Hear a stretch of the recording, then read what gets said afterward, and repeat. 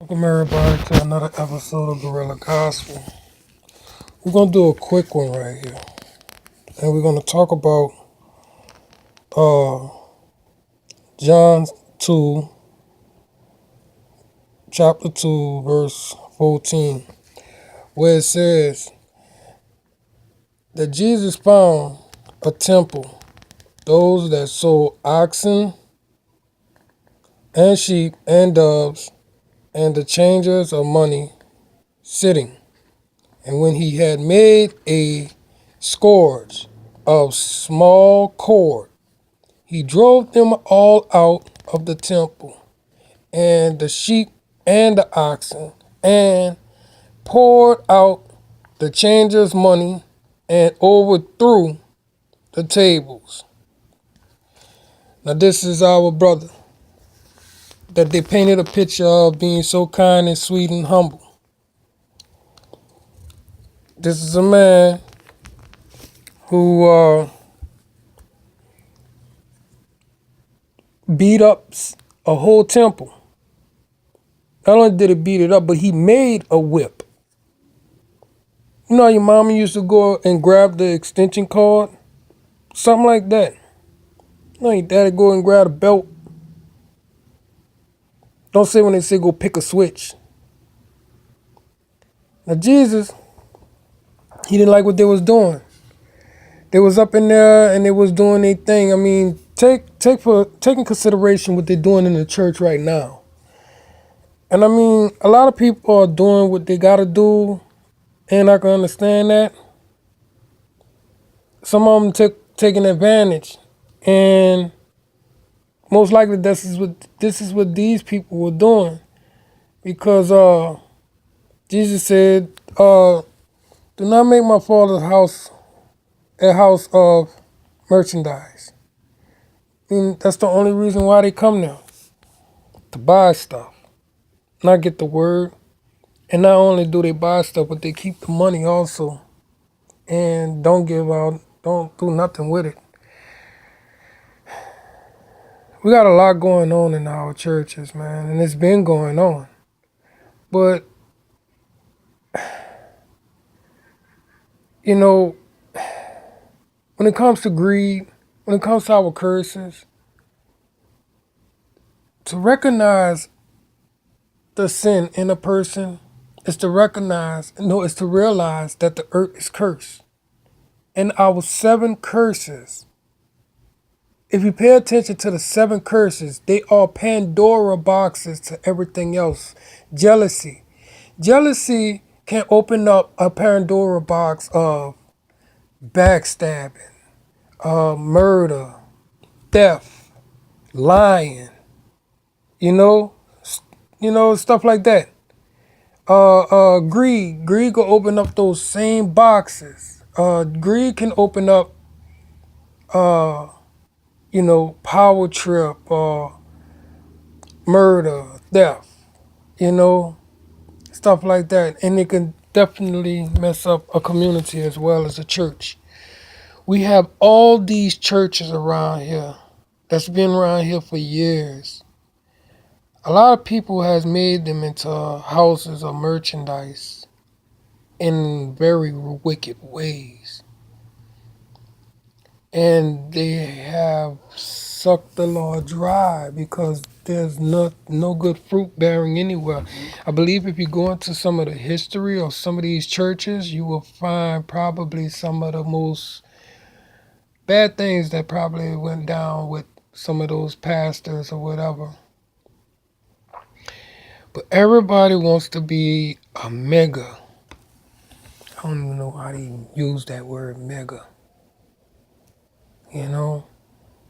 Because God is the Omega. You know? And He's gonna end all this stuff. He's tired of talking. And Jesus, let's get back to this man. This man goes and he beats up women, kids, elderlies, everything. Got their butt kicked. I mean, he's punching and kicking and he's cussing and yelling and dumping stuff over like, boy, you know? Like, boy, you heard me? Like, and this is our brother. And that go to show you that everybody has a breaking point.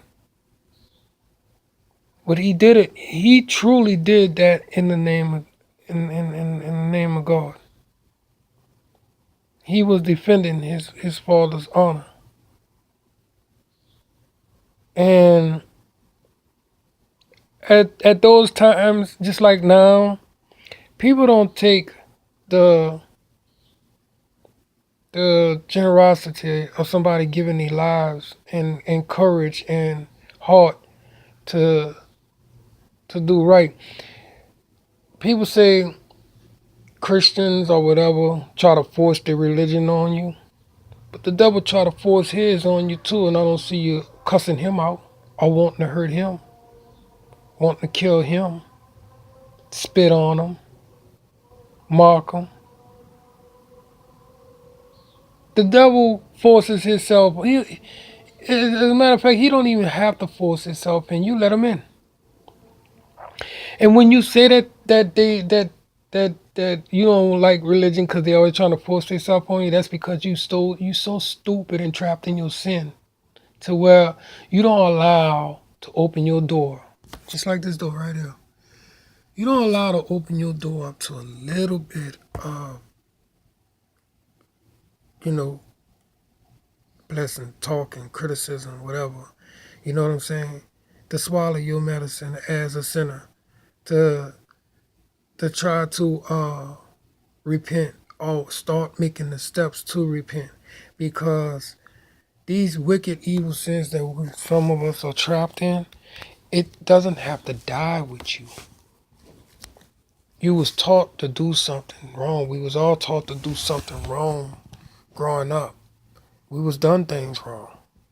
And you see, that's where our generation curses happens at. We pass that in.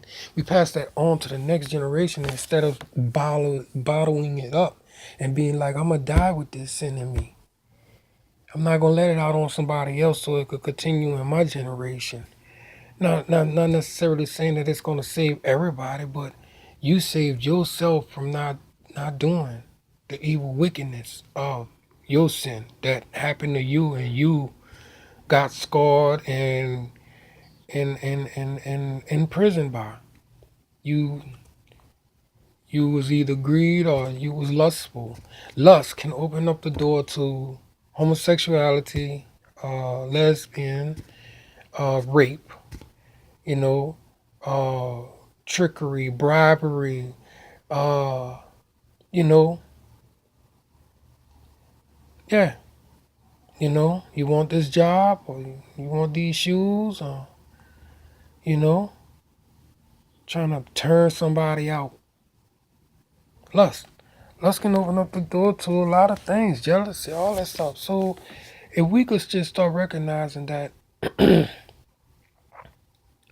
we're sinners, we curse with these 7 curses, bro. There's 7 of them. And there are 7 colors to the rainbow. 1 color for each sin. That rainbow is not obligated to be for one group of sinners. My homosexual brothers and sisters are just sinners, just like the murderer, just like the lustful child molester, which is sick in a way to me, but I mean, that's a different story. I still pray for him. But just like Jesus made that whip, I will make one too, if I catch you. God forgive me, but God give me the strength also to whip the hell out you. Kids that lust grow up around lustful for parents. That's going to happen. And most likely it's going to pass on to the other generation and everything.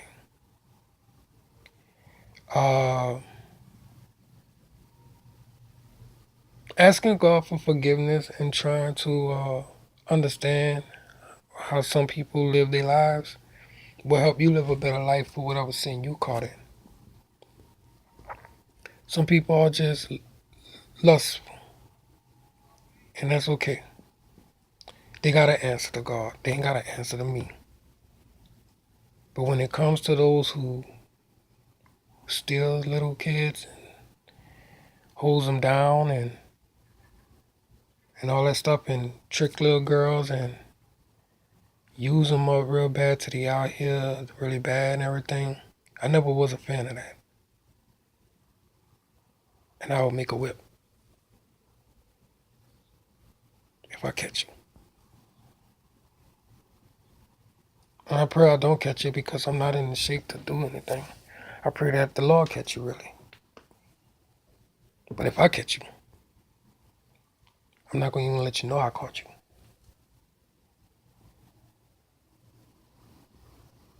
But I will make a whip. You know, see, like Jerry Sandusky. I wonder how many kids he really did that. And then I wonder how many other people was in on it because guess what, dude? That type of stuff ain't gonna happen in no school like that for that long without other people knowing about it. Major people at that. So far as the Subway King, Jared. Other people was in on that too. There's a bunch of church people and all that stuff. You know?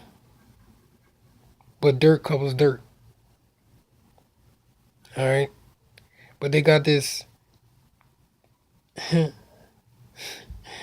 got this one brother, Cosby, and